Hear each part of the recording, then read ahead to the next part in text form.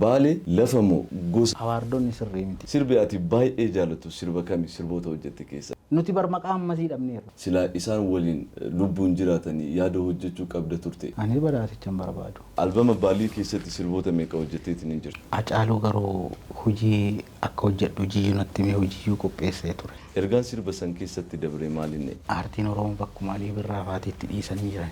Gadaa walaabuu wanti adda taasisu maayini? Utuu himatti artistii hedduu mana murtii dhaabuu dandeenya. Beekamtii san maaliif dhoowwame jetteetiin hin yaadu? Namaa wal loluun jaaladhu garuu amma lola eegaleera. Hunduu ijoollee keetii? Hin callisa. Calleensi koo sun ammoo nama. Yaanni Zalaayinoof Gadaa keessatti walaloodhaan ibsamuudhaaf yaalame hanga muraasan Ibroon silaa nu ibsa carraa kanaan daawwattoonni kennallee sirba kana akka hubataniif. Waan keenya nutu himata bakka keenya nutu himata malee namni nuuni waan kee waan saamantu jiraa fayyadamu namni si saame gaafate haqxeetti dhuftu ni iyyaa dursum nu duratti barbaanne Zalaayinoof Gadaa wanti barbaadamee fi hayyisiisuuf maal haqa agamii akka qabnu laala as keessatti jechuudha. Sirbichi ani waa'ee walaloota irratti walaloon ifa galaa jira gudummaa mataa Gadaa eessa jirra walaaburraa jalqabnee itti tarkaanfannee ogalma guddaa Finfinnee dhaabbanne hoo jira dureessa arjaadha Oromoo naannanii achi keenya lachuu itti seenne Gadaa gonfachuu milkiin itti oollee midhaagduuf kurkurru beekta lafa muraati midhaagdu kurkurru lafa jedhamu jira. Lafa naannoo kam jiru? Midhaagdu kurkurru seera Gadaa Arsii keessa jirti. Waa'ee Odaa Roobaa jala wal qabattu jechuudha. Milkiin itti oollee midhaagdu bullee bokkuun taqondaalaati teenya ulee nuti uummata guddaadha saba guddaadha biyya kana keessa nuti abbaa biyyaati malee akka jedhan sanii miti dubbiin walaaburraa galme Odaa Oromoodha mataan Gadaa Oromoo walaaburraa gadi qaree diina hedduu cabsee Gadaa har'a asiin ga'e Oromoon dhaloota kanaan nutis dhaloota biraatti dabarsuuf galmichi sun walaabu akka ta'e achitti akka walitti qabamu itti iyyuu qabna aartiidhaan waa'ee keenya himachuudhaaf ka Oromoo iyyisiisee yoo taane ganaa gadi dhufa ammas ragaa wajjin finna ragaa qaba sirbichi kanaaf. Waa'ee sirna Gadaa walaabuu kaasteetiin hin jirta. Waa'ee sirna Gadaa walaabuu wanti adda taasisu maayini? Waa'ee sirna Gadaa walaabuu waa takka haa kaasnu bira. Mataadha Gadaa madda walaabuu jechuudha. Seerri waliigala gooroo waliigalaa achirraa lallabamaa miti ka Oromoo hunda. Amma seerri ilmaan Mandoosikoo dhaddacha qixibee dhaddacha 20 qaba. Ka seera ofiitti raawwatu. Ilmaan Arsee seerri Oromooti jala raawwatamu Odaasan Oromoo kutaa hundaa jechuudha. Seeras ka qabatee dhufu jechuudha. Ulfoodha bakka Oromoo hundaati. Kanaaf Oromoon baadiyyaa Boorana deemtu maddi walaabuu lafa burqaa keenyaadha. Gadaan sun har'a achirraa gooroon lallabamuu qabdi. Nuti ammoo asii iyyuu qabna. Abboota keenya abboota Gadaa wajjin taane iyyinee bakka sani deebinee Gadaan mataa ofiitti deebiteeti dhalootas leenjifti. Laafisi Gadaa dhaloota laaffisa. Jabinni Gadaan jabaataa yoo dhufu diinni hin miixata. Diinni hin baqaa deema. Oromoon garuu jabaataa deema. Gadaan ammoo seera dhugaa. Seera namaa miti raammoodhaaf seera tumee qabu jechuun manni keenya. Har'aa miti dur jechuudha. Waa hedduu saamamnee miti asii miti biyyoonni adii Awurooppoonni hedduun saamanii jiran. Kaasii qofatan iyyuu qabiraallee jaba. Kenna asuma ollaa aanoleeti. Lafa Itayya jedhu seenaan ishii maali jettee gaafatte beekta. Iteeliif Itayya jareedhaan dhageesseerta. Waa'ee Iteeliif Itayya. Itayya jettee barreessi. Waa'ee dubartiiti. Dubartii jabduudha. Waa'ee jara kana lamaan jechuudha. Waa'ee dubartii kana akka Oromoon baruun barbaadan. Itayyaan waa'ee dubartii. Itayyaa dubartii jabduudha. Ragaan ishee jira Googil gootee ilaaluu dandeessa. Iteeliif Itayya obboleewwanii. Iteelirraa Itoophiyaa moggaasanii jiru irra basha. Itayyaan asii dhoosuudhaaf. Itayya maqaan isii kaasitti hafte maaliif? Siinqeen eessaa kaate? Maal turte dubartiin teenya dura gam jireenya? Waa'ee kanarratti jabaan keenya qorachuu qaba. Dooktor Abbabee yeroo tokko Joosii TV irratti waan kana kaafteeti. Maal jettee icciitiin bira dabarte beekta? Mazgabuu jette. Amaariffaan of bulchaati. Mazgabuu ka jaalshawaa tanastoo jette. Jaalshawaan eessa jedhee? Halkan mana keessa deemi jiille. Eessarraa ka'e mazgabichi shonkoraa gabbaa jette. ቡን የተረከበው ከጌራ ኢቲኤል ከኢቲኤል በኋላ እስከ አጋብስ ድረስ ከአጋብስም ኢተያ ድረስ ከደረሰ በኋላ ኢተያ ለሰለሞን ነገስት አልሰጥም ብላ ነው ጠፍታ ሄዳ ጣና ላይ የሰመጠችው። ኢተያ ኤን ወሮታ አውሮፓ ዴፈት ጣና ሴንቴ ጀት አሲፉቴ ሰብድላል ኢተያን ቱማል ጀት ዱቢን ኢተያ ካፍሲሲቴ ኢተያ ጀሪ በሬሲ ኢተያ ጀሪ በሬሲ እንግሊ ፈራጂ ደገሳ ጎግል ጎድ ዋይ ሲደግ ዱብፍታ Suura wajjin si baasa ragaa wajjin. Daawwattoota keenyaaf iskiriinii irra keenya jechuudha. Wanti kun waan jajjabduudha. Itayya maqaan ishii kun maaliifas ta'e? Seenaa wal qabatu jira gosaa wal qabata hin qabatu. Heexosa gosa jira, asallaan gosa jira, dubbii irra deebi'uuf. Maqoon narsii keessaa boqqojjiin gosa. Boqqojjiin gosa? Callaan maqaa gosaati. Akkasii fi maqoota gurguddaa kana. Dodola faati. Adaabbaanis maal taate. Isa kana sii kaasuu fi jabeenya keenya kana himataa gaaf nu deemnedha. Laayin of gadaan ganaatti fuufa. Gabaraatis. Seenaan dhokatee hin deebi'a. Deebi'antu deebisa. Mee daawwattoota Isaam Shoo sirboota aartistiin keenya jaalatamaa fi kabajamaa Ibroo Tirrii hojjete isin affeerree walitti deebina.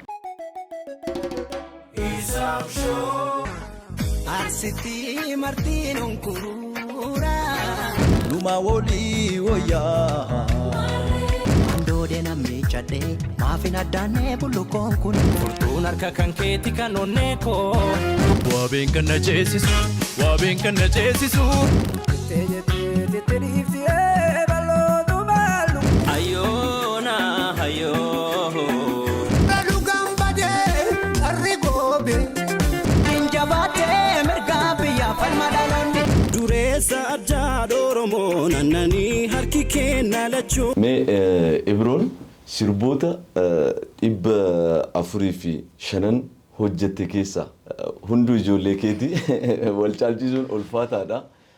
Garuu miira addaa kasiif uumu jedhiitiin siif haa salphisu. Sirbi ati baay'ee jaalatu sirba kami sirboota hojjette keessa Ibroon? Sirba uummataaf ta'e kan jaalladhu. Mee gara duubaatti haa deebinu waggoota lakkoofsiseetiin hin jira.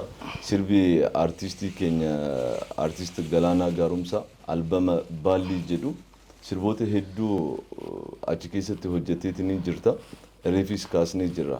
Amma sirriitti keessa bunee akka haasoo nu barbaadeeti. Albama Baallii keessatti sirboota meeqa hojjetteetiin hin jirta? Baallii Tirrii jechuu arsitti hamattuudha. Hamattuu walumaan teenyee mana isaatti makiinaa keessa eegallee manatti umre. Guyyama tokkotti?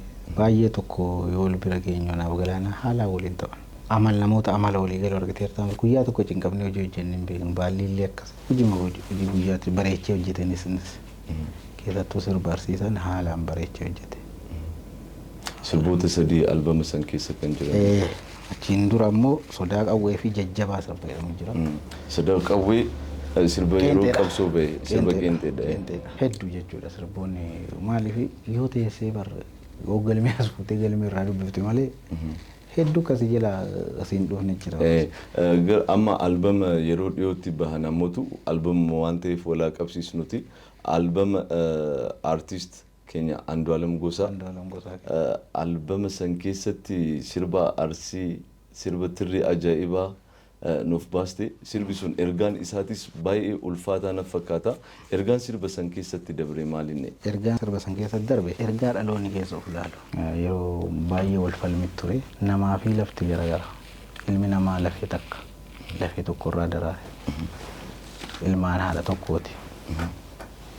Achuma keessatti maal jira sirba san keessa dhumarratti ededa booressee qulqulluu waan qabne jedha. Aadaaf safuun bultaa boontuu mudaa hin qabne jechi mudaa jedhu beektaa? Mudaa hin qabne baalee maqaan lafaa hundi ilmaan arsee jedha. Bal'oon lafa ilmaan arsee keessa irra qubatan keessaa baalee hundi ilmaan arsee jaarsi dubbii fixee yoo bitimaa cabase jechuudha. Bitimaa jechuun seera darbamuu hin dandeenye jechuudha karra seera jiru jechuudha.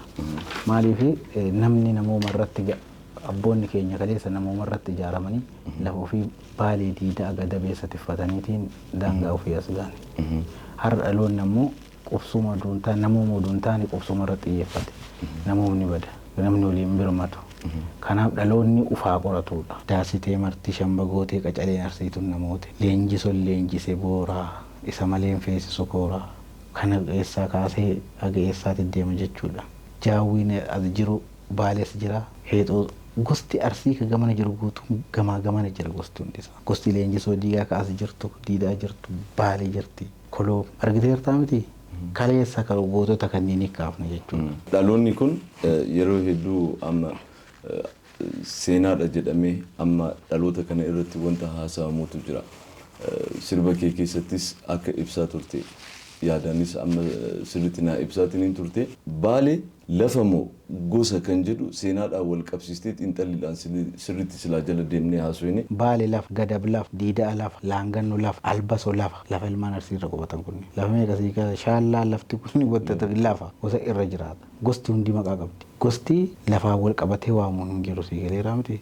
Gosti seera qaba balbala qaba laakkatteeti ka walii galtu. gosa santu diina ofirraa faccitee lafa ofii santiif gatee taa'e walii birmattee gamaa gamana gaafa rakkoon dhufe walirraa nafu fakkeenya weegeen gamana jira gamas jira gootota baay'ee jechuudha jidduma walagumaa beeti gamaa gamana dhuman gosuma tokko ummatuma tokko ijoon gadab jiru baale jira garjeeni gadab jiru baale jira gostummaan eessaa dhabame jira diida akka jiru as hundi isaa wal keessa jira jechuudha kana waan ta'eef qubsuma amma immoo qubsuma namoomaa isa irraa namoomni wadda fagaataa dhufe namni akka walii birmatu duntaane qubsumootuma isa irraa dhiibamu dhufaa jira daangota baalee irraa argatee jette namni adda fagaachuu irraa ka'e dhaloonni ammoo seenaan jirre uummata dhume dhaloota namni bu'uura irratti ijaarama malee bu'uura irratti ati abbaa keetiif waamtee akaakayyuu keetiif waamteeti ilmi baluu eessa jira kuunichi bal'atee as jira jetta malee kun waan nama wallolchiisuu miti waan dhiigoma cimsuu waan jabooma jabinna nama keenyaa cimsu kunni wanta akkanaa kunni waan dhaloota barsiisu malee waan nama addaan qooduu miti waan wal nama mormisiisuu miti waan itti wal morman beekuu qabna waan itti wal mormini gadaa takkatti qabna ilmaan mandoo sikkoo hundi isaa jechuudha sikkoo mandoo gadaa lama qabdi dhageessee beekta gadaa takka maaliif ilmaan takka gadaa takka qabdi qubsuma takka qabdi tunta sikkoo tunta mandoo jedhee gadaan kophatta amte jirti hin agarre kaleessa abboorraan dhageenya irras hin dhageenye jechuudha akkami akka kaleessa hin jirre har'a finnaree nuti waan kaleessa abboo faayyoo ittiin buune ittiin buunu waan kaleessa abboo faayyoo hin jenne waan isaan jechuu didanii qaba yoo gadaa kophaa jiraate gadaan kophaa ni jirtedha yazbaane gadaa sikkoo mandoo takku beekan. Hojii arsiititti deebi'uun sirba baay'ee jaalatame tokkotu jira sirba arsii. Sirba arsii baay'ee bareedaa haala bareedaadhaan hojjeteetiin jirta artiist Tasfaayeetu weellisee. Tasfaayee Xilahuun. Artiist Tasfaayee Xilahuuntu weellisee. Sirba isaa gama maqaan kaafne. Hanga ammaatitti hin kaasne wanti kaaseef maalinni Ibroon hanga arsii leellisee san Oromiyaallee biyyallee leellisnee arsummaa waliin wal qunnamtiin qabu ka biyyaa hin caalaa gandummaa qabaa wanti jedhullee hin ka'a kana irratti mee sirriitti naa dubbadhu Ibroo. Anuu sirboota arsii dullaa koftee qophaa'anii sirba 30 yookaan 40 caalu irra caalaan sirboota 405 galmaa'an keessa hedduu caalu dullaa koftee jechuudha albaaba tokko lama hojii caaluu miti jechuudha.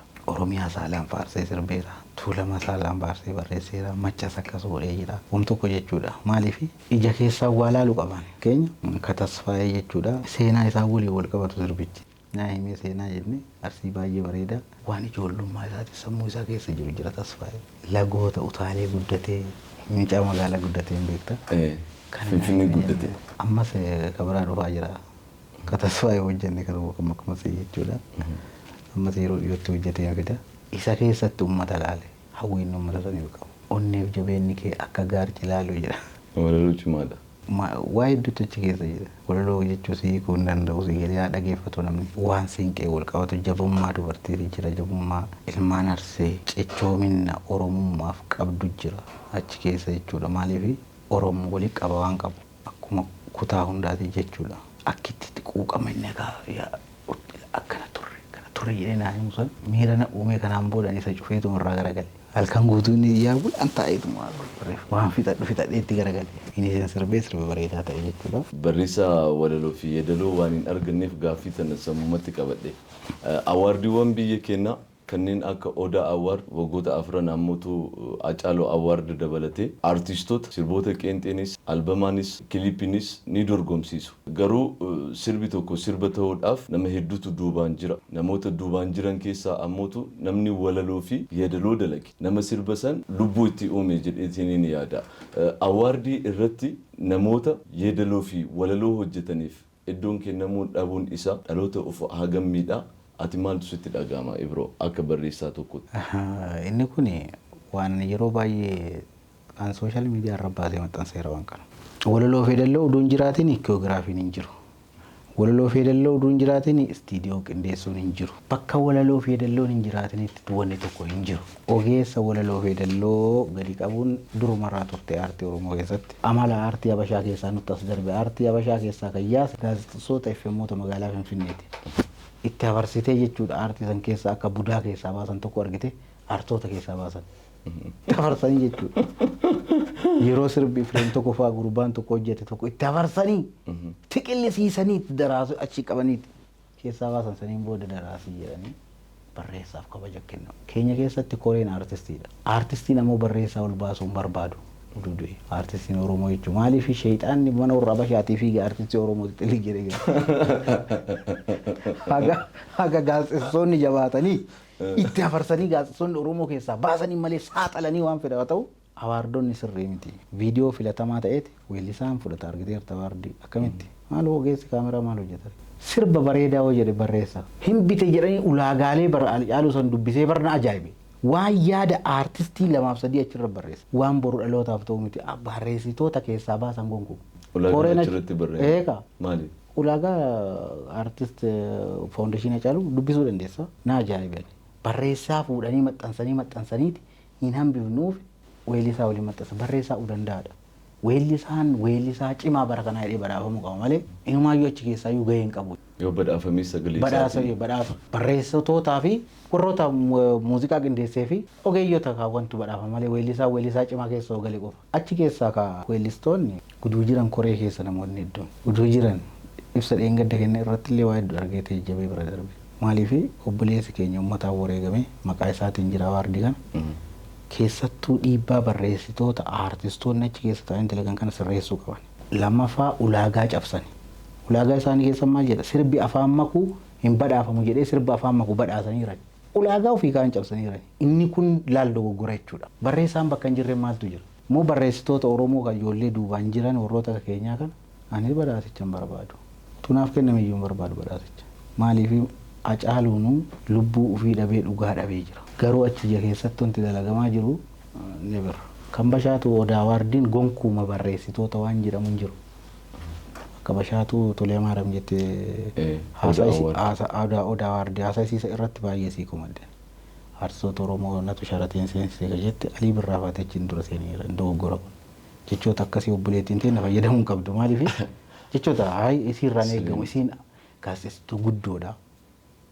Hanga fedhe namni fedhe ishee haa mufachiisu aarsu warra isii dura jiran laaluu qabdi.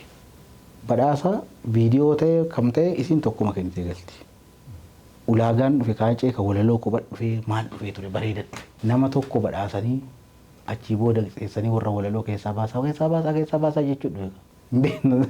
Offlaayinii waan jirtu tana hin beekna. Kanaafuu awaardii keessatti kun sirraa'uu qaba. Seenaadha isiniifillee gaarii miteedhaan. Kiyoogiraafistiin bar maqaan walii argate. Kiyoogiraafii jechuun sirba nuti barreessinee irra shubbisa. Laalmee kiyoogiraafii maal hojjeta? Shubbisaa oduu ta'e gareedha miti. Nuti bar maqaa ammasii dhabneerra barreessitoonni. Kan uummanni illee yaadataa kennudha. Aartiin afaan Oromoo kaleessa irraa har'a irratti hangam guddatee jira guddinni isaa gara muuziqaadhaan. Aartiin Oromoo bakkuma Alii Birraa fa'aatiitti dhiisanii jiran. Viidiyoo qulqullina haalata jiru argina malee toonota iskeelota reenjota Alii Birraa fa'aatii fidan har'as fiduu hin dandeenye. Alii Birraa fa'aatii sirboota daangaa ceesisan. Dhaloonni akka isa irratti xiyyeeffatu. Akka Alii Birraa hota jedhe sirba Alii Birraa riimiksii gochuu miti. Irra deebi'ee sirbu miti. Akka Aliin hojjetee hojjechuu qaban. Hanga gaafa walchee irra taa'uuti Aliin guyyaa takka Oromoo qaanessee hin beeku. Guyyaa takka. Utuu dhukkuu ol bahee waltajjii akkanitti hojjetu. Dhaloota akkasii ta'uu qaba. Nama Oromoo hunda kabachiise. An Oromoodha. Bakka Aliin jirtu Oromoon mataa qabattee beekti guyyaa takka. Akkas ta'uu qaba artistiin Oromoo. Bakka Hacaaluun jirutti Oromoon mataa qabattee beekti yookaan bakka isaan itti dhiisan sanitti harre. Kunis sigareera miti. Sun akka ta'uuf garuu amma irratti dhaloonni kunis dhaloonni duraastis sirboota Alii Birraa sirboota Hacaaluu hanga ammaatitti sirriitti dhadhabneetiin hin dhageeffanna. Sirboonni akkasii yeroon akkasii deebi'ee akka dhufuuf maaltu godhamuu qaba jetteetiin yaadda wal qabsiisiiti. Bilchaatinna gadirraa ol fiduudha. Fakkeenya yeroo baraan dhufu leenjii dhufeen leenjiin akkasii godinoolee irra ijaaramuu qaba. Akka godinaatiin hawwisoon ol qabatee ijaaramuu qaba ogeeyyiin hedduutu jira. Amma wanni daddaraaroo akkama warra wal dorgommii akkama Bashaa oofan kunis dhalootan fidu. Weellistoota muraasa baasuu danda'a. Garuu aadaaf turizimni godinoolee irratti jiran leenjiin godhamee akka bara 90mootaatti jiila aartiitiin walitti dhufaa daddaraaroon si oofaa dhufe weellisaa gurguddaa baasuu dandeetta. Ogeeyyii hedduu jira. Kabarnoota kennu. Warri kaleessa nu barsiisan bar jiranii irrallee hedduun isaanii. Kanneen hojiitti as deebisaniitiin dhaloota gadirraa ol kosokkotu. Obaaftee fiddaa dhaloota cimaa ta'a. Yeroo wayii artistoota afaan Oromoo baay'ee uummata biratti beekamtii qabanii maqaa dhahuu hin barbaadu.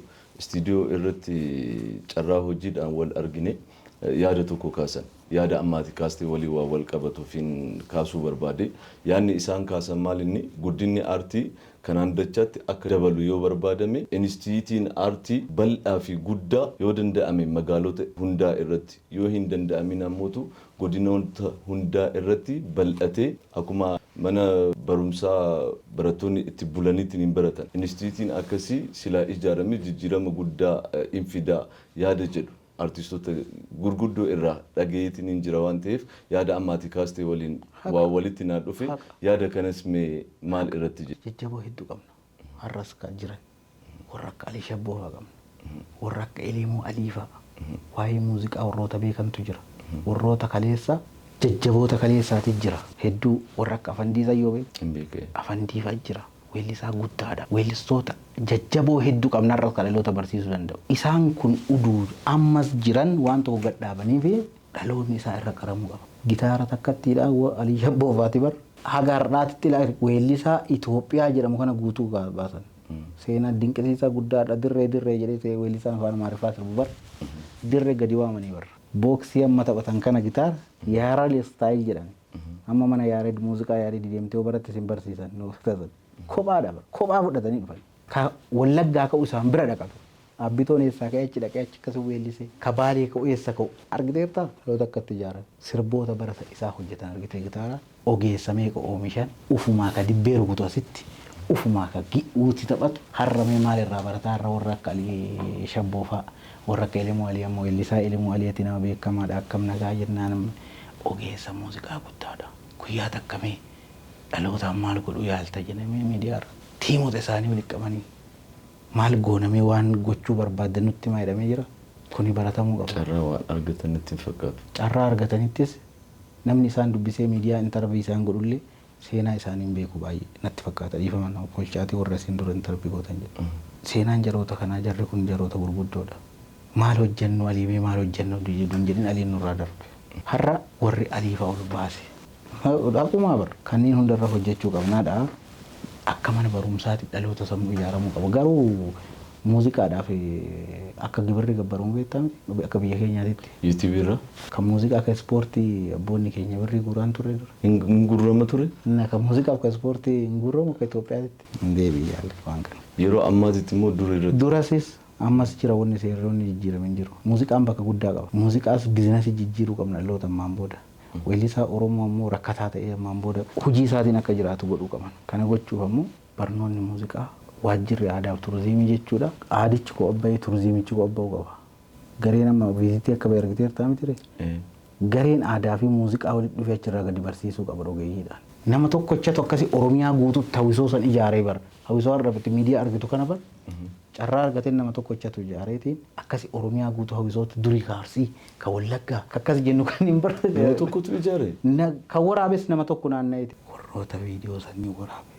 Salaalee irraa kaasee hawwisoon takkaa namne carraatu argameeti irra. Carraa xiqqootu argame. Artiist Haacaaluu Hundeessaa Rabbi biyyee aalaa fiisuu fi akkasumas ammoo artiistii keenya jaalatamaa Dr. Artiist Alii Birraa nama aartii keessatti gumaacha ol aanaa gumaachanii isaanis Rabbi biyyee isaanii haa salphisuu fi Ibroon carraa artiistoota lamaan kana waliin hojjechuu hin arganne ammoo maaliif isaan waliin hin hojjenne silaa isaan waliin lubbuun jiraatanii yaada hojjechuu qabda turte. Alii carraa hojii waliin haasofnee hin qabnu. Haacaaluu garuu hojii akka hojjedhu hojii natti mee hojii qopheessee ture hojii aadaa arsii irra jechuudha. Akka Ameerikaa deebi'ee yeroo Ameerikaa deebi'ee wal agarree waliin haasofnee Haacaaluun nama bashaashaa Rabbi isaa araaramu yeroo malmalli isaa seenu jechuudha. Malmalli isaa hin barees viidiyoo tureeraa sirbisu.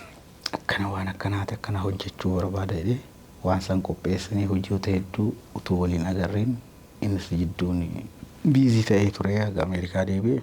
Hojoota kanaa hojjanna kanan jedhee inni qofaan lakkaa hojoo gara sadii na himee jira albaabichi kaa yoo sayyaadamaa ture jijjiiramni jidduun dhufe hojiin isaa qopheesses anis bakka gaafa inni wareegame irraa achi garagalee ilaalle dhugaa rabbis. Sirbisuun istiidiyoo hin geenye. Hin geenye istiidiyoo hin geenye yaadota keenya jechuudha. Maaliif dubbachuu hin barbaade caaceen bataam nama dhugaa rabbi nama gaariidha mucaan sun. Rabbiin akkuma isaa mana gaarii isaa qubsiisu dhugaa isaallee rabbi haa baasu. Acee hojiin utuu jiraate waan jabaa hojjenna ture. Interviiwwan garaagaraa irratti hojiiwwan ati hojjetteef walaloo fi yeedaloon irratti hirmaatte beekamtiin akkasii hin kennamne yeroo hedduu irra deddeebiteetiin haasawaatiin turte. Beekamtii san maaliif dhoowwame jetteetiin inni adda Ibroo? Ani amala qaburraa yeroo baay'ee namaa wal loluun jaaladhu garuu amma lola eegaleera. Hin callisa. Calleensi koo sun ammoo na miidhe. Siigaleera miti butatanii fiiganiitiin istiidiyoon ganii waan san gaaf gabbaasan akkas godhan jechuudha. Sirba guutuu kan barreessee maqaan ofiitiin barreeffatee waggaa darbe kana keessa. Kolfeetuma jallise. Garuu sirba san hin geenye dhiyeenyuma kana gadhiisee maqaa nama biraati maqaa namicha kenneefi barreesse. Maaliif hin teejjabda nama. Calleensi kiyya sun ammoo hin gara miidhe argina. Ani ammoo ragaa qaba waa hunda taarika arge. Kun jechuun amala aartistii keessa jiru. Ati nama gaarii tokkoo taate gaarummaan keessuun akka isaa waan atitti fulaala siigaleera miti. Isa kana kun ammaan booda ammoo inni ta'u hin jiru.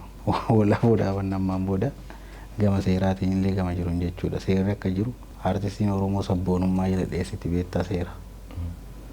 Utuu himatti artistii hedduu mana murtii dhaabuu dandeenya. Garuu sabboonummaa jala dheessiti. Eebaloo akkana maqaana tureessa eebaloo akkana maqaa kana jala dheessiti artistiin Oromoo baay'een jechuudha. Kanaaf beektaa uummata keetii wal'abuun barbaadduuf jal'uunna malee waa hedduu jira jechuu kan diinni nurra raawwate caalaa kan nuti walirra raawwatani caala. Namoonni hedduun muudii garaagaraa qabu. Muudiin Ibroo walaloo fi yeedaloo akka barreessu isa taasisu haala fi iddoo akkamii filata Ibroon jechuudha. Waan dubbii si gabaabsa.